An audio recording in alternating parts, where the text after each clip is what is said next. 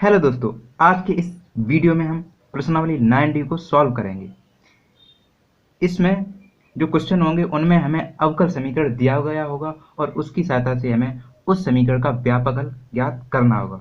तो चलिए करते हैं शुरू।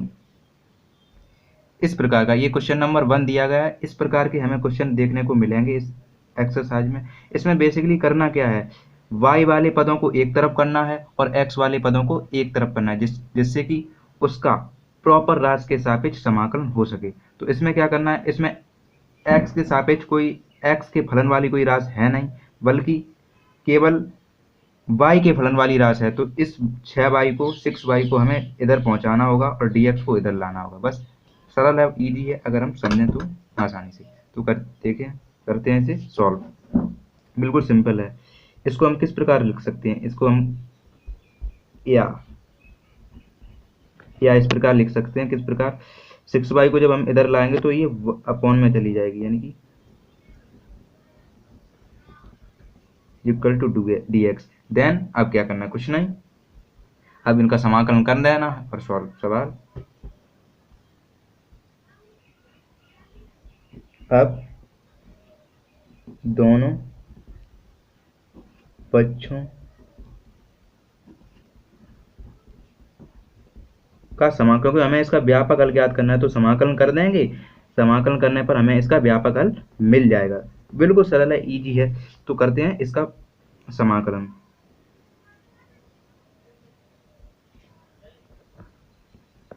Integration 1/6y dy is equal to integration dx। ठीक है, तो यहाँ से हमें क्या, देखो ये कांस्टेंट के रूप में y निकल आएगा 1/6 और 1/y ये log y हो जाएगा। पता है आपको थोड़ा बहुत, तो सूत्र वगैरह से हो जाएगा आराम से। ठीक है, 1/log y इसका हो गया इंटीग्रेशन, समाकलन हो गया। अब इसका dx का क्या होगा, dx का मात्र x मिलेगा प्लस c। हमेशा याद रखो ये समाकलन चर है, इंटीग्रेशन कांस्टेंट है, ये एक ही आएगा। 2 बार समाकलन हुआ है, आप कहेंगे कि इधर भी सी आना चाहिए था, लेकिन हमेशा याद रखो कि कहीं भी एक से अधिक बार समाकलन हो तो उसमें जो स्वेच्छ अचर होता है, जो समाकलन अचर होता है, वो एक ही होता है। ये बहुत ही खास और इम्पोर्टेंट बात है। और क्यों होता है उसका भी एक कारण है, क्योंकि ये अनिश्चित होता है, इसका मान कुछ भी हो सकता है। तो हमें जरूरत ही नहीं पड़ती और ज़्यादा रखने की, क्योंकि इसी में सब मान अपने आप निहित हो जाते हैं, समा जाते हैं। ठीक है, बात समझ रहे होंगे शायद आप। तो दिस इज माई आंसर। इसको हम इस प्रकार भी लिख सकते हैं, या बस इतना छोड़ दो, फिर भी आपका सही माना जाएगा। इसको हम 1/6 log y minus x is equal to c। This is question solve हो गया। ये इसको हम बॉक्स में बंद कर देंगे, जिससे कि एग्जामिनर आसानी से इसे देख पाए।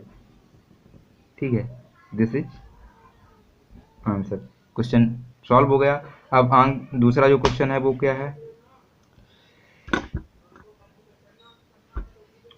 प्रश्न नंबर दूसरा जो है, मैं डायरेक्ट, आप किताब से देख सकते हैं जो सवाल हैं, मैं डायरेक्ट सॉल्व किए दे रहा हूँ।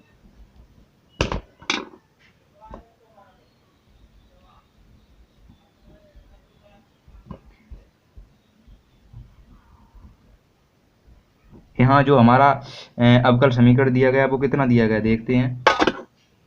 dy dx is equal to sec square x, इतना दिया गया है। तो इसमें क्या करना है, इसमें dx को इधर पहुंचाना है, बस एक तरफ हो जाएंगे। या इसको हम इस प्रकार लिख सकते हैं, dy sec square x dx।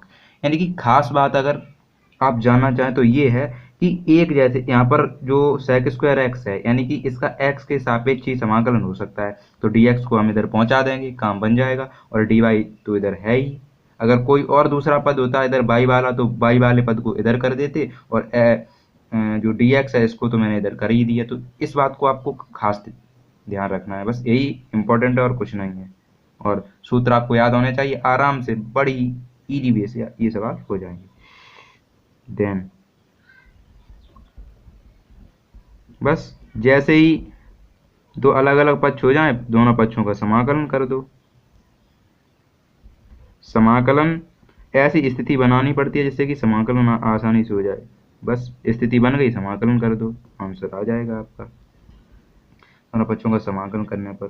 तो क्या होगा, integration d y is equal to integration sec square x d x.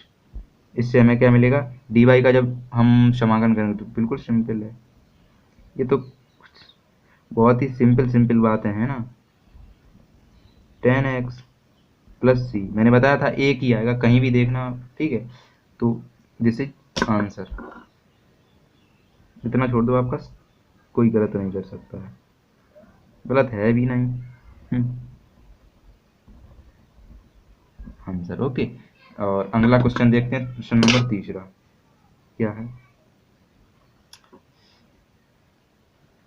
Question number तीसरा है ना, तो उसको हम इधर लगा दे रहे हैं, क्वेश्चन नंबर तीसरा को यहाँ पर, शायद आप लोग देख पा रहे होंगे। क्वेश्चन नंबर तीसरा, हाँ आप तीसरा क्वेश्चन सॉल्व करते हैं।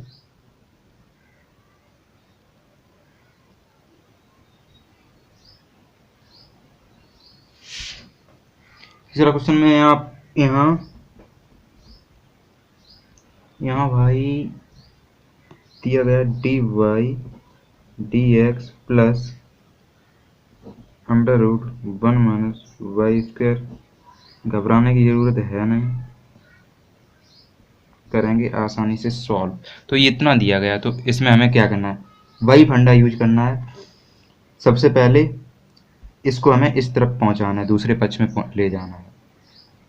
या जब भी आप दूसरे रूप में लिखें तो या लिख दिया करें, क्योंकि इस रूप में भी लिखा जा सकता है, इस रूप में, इसमें जब उधर जाएगा तो माइनस लग जाएगा, इतना तो समझ ही रहे होंगे आप लोग।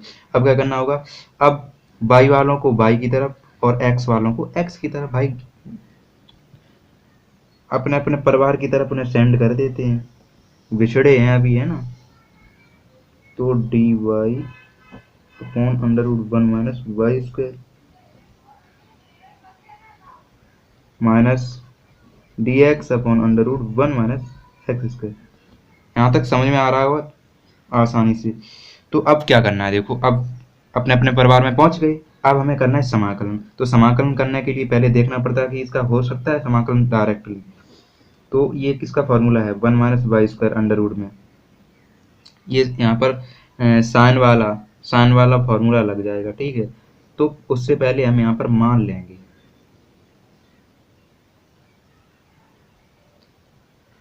ठीक है। डायरेक्ट भी लगाना चाहें तो लगा सकते हैं, वैसे मान के भी लगा सकते हैं।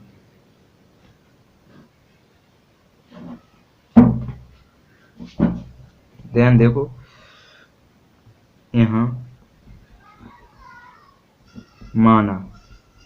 मैंने माना y बराबर मैं क्या मानूं बताइए, y बराबर मान लेता हूं, y बराबर यहाँ पर हम लोग मान सकते हैं साइन थीटा, ओके। y बराबर साइन थीटा मान लेते हैं। तो जब इसका क्या करेंगे अवकलन, तो डी वाई बराबर क्या हो जाएगा, कॉस थीटा डी थीटा, तथा x बराबर मान लेते हैं साइन फाई। ऐसे आप उदाहरण से भी सहायता ले सकते हैं, तो उदाहरणों में ऐसे सवाल दिए गए हैं, तो चाहें तो आप वहाँ से भी देख सकते हैं, बहुत ही आसान तरीके से करने के लिए। cos फाई डी फाई, अब ये वैल्यू हम यहाँ पर पुट कर देंगे, डी वाई तो क्या होगा cos theta D theta upon जब ये वाली वैल्यू रखेंगे y बराबर साइन थीटा, तो यहाँ under root 1 minus sine square theta हो जाएगा, और under root 1 minus sine square theta बराबर क्या होता है दोस्तों, कॉस थीटा,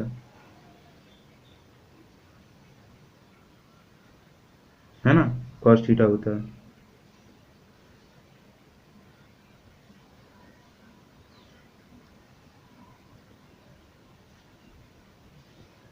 और इधर क्या लग जाएगा, इधर इधर हो जाएगा क्या, डी बाई, जब इसको हम करेंगे तो cos phi d phi upon cos phi. ठीक है, तो ये डायरेक्ट कैंसिल हो जाएंगे, एक दूसरे से डायरेक्ट कैंसिल हो जाएंगे। कॉस थीटा से कॉस थीटा का था, कॉस फाई से कॉस फाई का था। यहाँ हमारा बचा है 1 d theta is equal to minus d phi. अब क्या कर देंगे, समाकलन। तो हम डायरेक्ट समाकलन किए दे रहा हूँ, ठीक, लिख नहीं रहा हूँ, शायद आपको दिख पा रहा हूँ, मैं स्लाइड को ऊपर बढ़ा रहा हूँ थोड़ा। हाँ, अब यहाँ पर हमें समाकलन करना है दोनों पक्षों का, तो integration 1 d theta minus integration 1 d phi. तो बताइए यहाँ पर क्या आएगा, जब इसका हम करेंगे तो डी थीटा यानी कि थीटा आ जाएगा। यहाँ पर हमें पता है कि जब कोई चर ना हो गुणांक में तो क्या होता है, dx की तरह होगा भाई। dx का करते तो x मिलता है, वैसे ही डी थीटा का करेंगे तो थीटा मिल जाएगा, और यहाँ पर माइनस फाइव मिल जाएगा प्लस सी। अब जो मान है वो रख देते हैं, थीटा बराबर क्या निकलेगा बताइए, यहाँ पर थीटा बराबर निकलेगा साइन इनवर्स वाई। यहाँ से निकाल लेना, यहाँ से मैं रख रहा हूँ मान, ठीक है, निकाल सकते हैं आप, थीटा बराबर साइन इनवर्स वाई, और माइनस जब फाइव बराबर क्या निकलेगा, फाइव बराबर निकलेगा sine inverse x minus sine inverse x plus सी। सो हमारा आंसर क्या आ जाएगा, अभीष्ट अवकल समीकरण हमें मिल जाएगा sine inverse x plus sine inverse y is equal to C. ठीक है, इसको हम इस तरफ पक्षांतर कर देंगे और आंसर हमें मिल जाएगा। This is my answer. अगर चाहते तो आप इसे डायरेक्ट भी कर सकते थे, मैंने यहाँ पर प्रतिस्थापन लगा दिया, फिर भी आंसर तो मिलना ही है। यहाँ से डायरेक्ट भी कर सकते हैं आप, क्या कर सकते हैं, यहाँ पर 1 माइनस बाई स्क्वायर है, तो इसका क्या हो जाएगा, इसका सीधा सीधा हो जाएगा सेक इनवर्स वाई, और इसका हो जाएगा माइनस सेक इनवर्स एक्स, सीधा सीधा। मैंने आपको पूरा, वैसे ये प्रोसेस बढ़िया है क्योंकि इससे एग्जामिनर प्रभावित होगा, इम्प्रेस्ड होगा, और प्रभावित होगा तो नंबर भी मिलेंगे अच्छे, है ना। हमें क्या चाहिए, नंबर। देन अगला सवाल क्या है भाई लोगों, आप कंफ्यूज ना, सो एक लाइन खींच ले रहा हूँ इनको पृथक करने के लिए, अलग अलग करने के लिए, यहाँ पर स्केल की सहायता से। ओके, दिस इज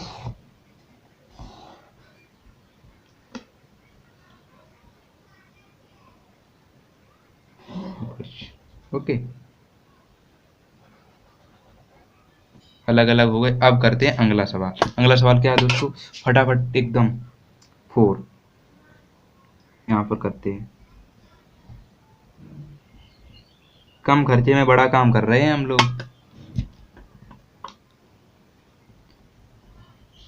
कामयाबी मिलेगी जल्दी। यहाँ प्रश्न नंबर 4 में शायद आप अगर बुक हो तो और अच्छा रहेगा, क्योंकि आप क्वेश्चन वहां से देख सकते हैं, क्योंकि मैं सीधा अवकल समीकरण लिख रहा हूँ यहाँ पर, क्योंकि क्वेश्चन पूरा लिखेंगे तो टाइम लगेगा। ऐसे क्वेश्चन में भी इतना ही दिया गया है। यहाँ क्या दिया गया है, डी बाई डी एक्स बराबर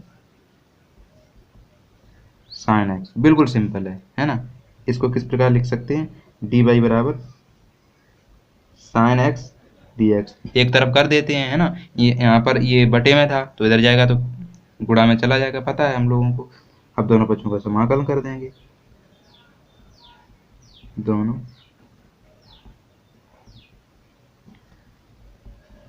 अब दोनों पक्षों का समाकलन कर देंगे। कितना बोरिंग है ये, लिखेंगे फिर बार बार लिखना पड़ता है ना, लेकिन लिखना जरूरी है। D y integration sine x d x, तो क्या मिलेगा हमें, वाई बराबर minus cos x plus C. So y plus cos x is equal to c। This is my answer. बिल्कुल सिंपल है सवाल।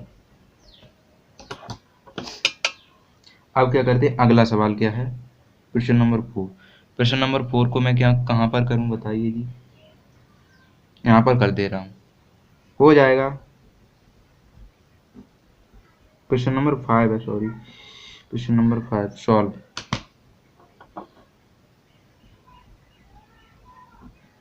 यहाँ यहाँ दोस्तों dy dx हमें cot x दिया गया, ये तो बिल्कुल सिंपल वाले सवाल है ना। तो यहाँ क्या करेंगे, या इसको लिख सकते हैं dy is equal to cot x into d x. अब इंटीग्रेशन कर देंगे डायरेक्ट, अब लिखेंगे नहीं, डायरेक्ट करेंगे, लेकिन परीक्षा में जरूर लिख के आना है ना, तो जब जरूरत होगी तब लिखेंगे, है ना।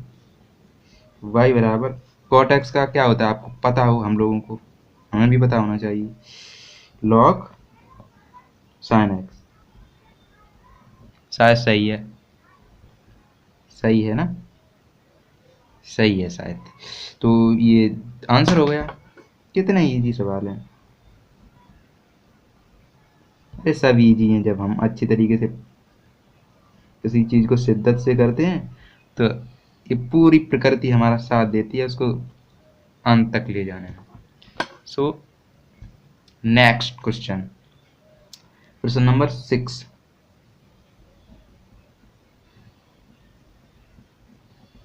लगे रहो दनादन। 6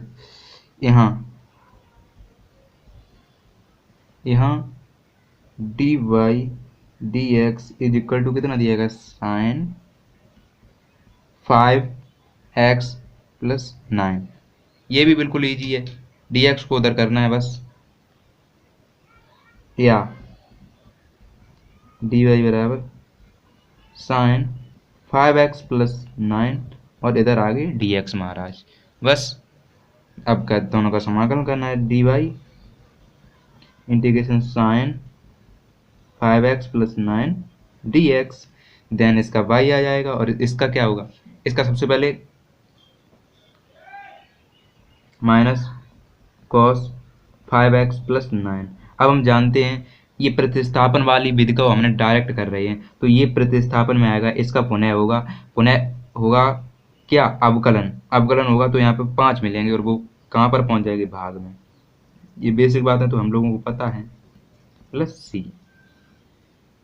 इसको हम इस प्रकार लिख सकते हैं, y प्लस 1/5 कॉस, मतलब पक्षांतर करके, कहाँ माइनस माइनस के झंझट में पड़ेंगे, सीधा पक्षांतर करके सुंदर सुंदर आंसर लिख देंगे।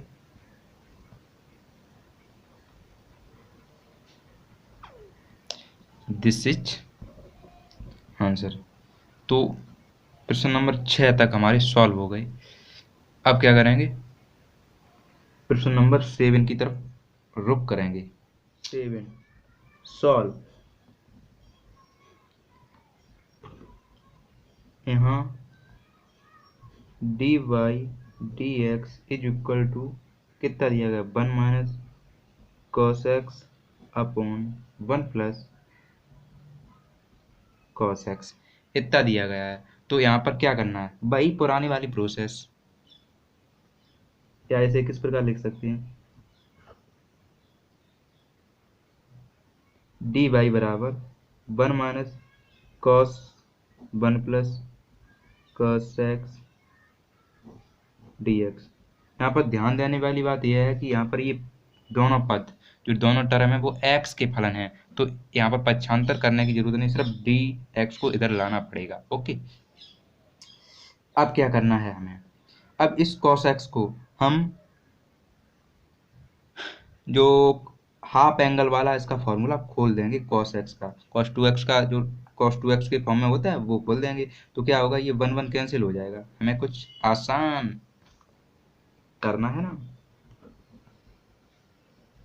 तो 1, इसको cos x को जबरदस्ती cos 2x वाले फार्मूले से खोलेंगे तो क्या होगा, हमें ये 1 को कैंसिल करना है, तो कौन सा फार्मूला यूज करेंगे, ये आपको दिमाग लगाना पड़ेगा। Two sine square x by two upon 1 plus two cos square x by two minus 1 कोष्टक 1 डी एक्स। ठीक है, जब हम प्लस वन को मतलब 1 को गायब करते हैं तो ये वाला लगाते हैं। अगर 1 के बाद माइनस वाला चिन्ह हो समझ लो ये वाला फार्मूला लगेगा, प्लस का चिन्ह हो तो समझ लो ये वाला फार्मूला लगेगा। ये देसी ट्रिक मैंने आपको बता दी। 1 से 1 कैंसिल, 2 से 2 cancel, sine square x by two upon cos square x by two बराबर क्या हो जाएगा, tan square x by two, या d y is equal to tan square x by two d x. अब हमें करना क्या है इसका, अब टेन स्क्वायर एक्स का कोई समाकलन डायरेक्ट होगा नहीं, तो इसको भी हमें, अगर हमने अच्छी तरीके से समाकलन पढ़े हैं तो ये तो हमारे लिए बहुत ही इजी सवाल है, क्योंकि यहाँ पर समाकलन ही तो करना पड़ता है, एक तरफ करके समाकलन कर दो। अब ten square x by two का कैसा करना पड़ेगा, तो इसे सर्वसमता के अनुसार हम पहले सेक स्क्वायर वाले फॉर्मूले में चेंज कर देंगे। तो 1 minus sec square x by two minus 1, यह फॉर्मूला होता है। Tan square x by two बराबर sec square x by two minus 1, क्योंकि हमें पता है सर्वसम का, लिख भी दे रहा हूँ मैं आपके लिए, वैसे है बिल्कुल ईजी वाली बात। टेन स्क्वायर एक्स बराबर 1, sec square x minus tan square x बराबर 1 होता है, तो 10 को हम इधर करेंगे, 1 को इधर ले आएंगे और हाफ एंगल लगा देंगे एक्स की जगह। ठीक है, नाउ इंटीग्रेशन कर देंगे d y integration sec square x by two minus 1 d x. तो यहाँ से क्या मिल जाएगा हमें, y यहाँ से मिल जाएगा, sec square x by two का करेंगे तो टेन एक हाफ एंगल मिल जाएगा, और 1 का करेंगे तो क्या मिल जाएगा हमें, x प्लस सी। तो दिस इज माई आंसर। इसको कर देंगे highlighted. Okay, this is my answer. अब क्या है अगला सवाल, प्रश्न नंबर 7 हो गया, प्रश्न नंबर 8 को करते हैं। प्रश्न नंबर 8 में क्या दिया गया,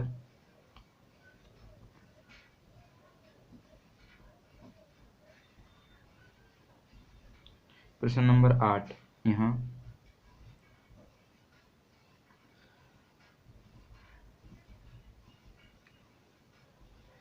दोस्तों बहुत इजी है अगर हम समाकलन जानते हो, लेकिन अगर हम समझ लेंगे तो अच्छी तरीके से आराम से सब हो जाएंगे। सिर्फ समाकलन अच्छी तरीके से आते हो इसके लिए। ठीक है, अगर आपने समाकलन खूब गहराई से नहीं पढ़े तो शायद आपसे ये ना हो, क्योंकि इनमें बेसिकली है कुछ नहीं, समाकलन ही है। समाकलन का एक दूसरे रूप में आपको एक अवकल समीकरण देखने को मिलता है, क्योंकि जो व्यापक हल है वो तभी ज्ञात होता है जब समाकलन करना पड़ेगा। बस इसमें एक खास बात है कि समाकलन करने से पहले इसको मैनेज करना पड़ता है एक ऐसे स्टैंडर्ड रूप में जिससे कि समाकलन आसानी से हो सके। बस वो उस रूप में आपने मैनेज कर लिया, समाकलन कर दो, आंसर मिल जाएगा।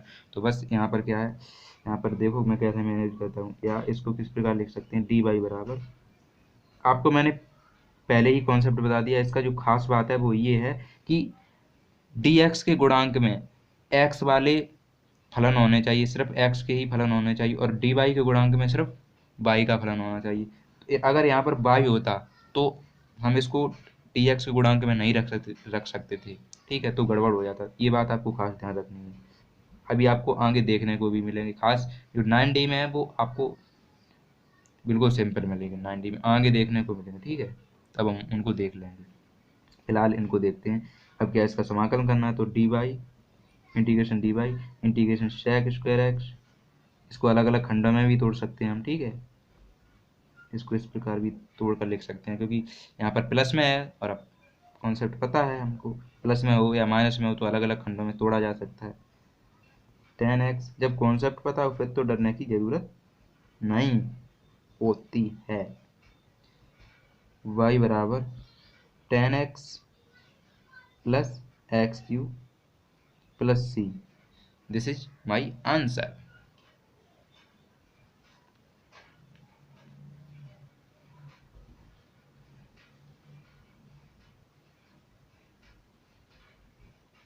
ओके, प्रश्न नंबर 8, प्रश्न नंबर 9 क्या है? तो वीडियो बहुत लंबा हो रहा है, आज की वीडियो में इतना ही सवाल करेंगे। अगली वीडियो में मैं आपको आगे आने वाले सवाल करवाएंगे। तब तक के लिए Jai Hind, bye bye, thank you.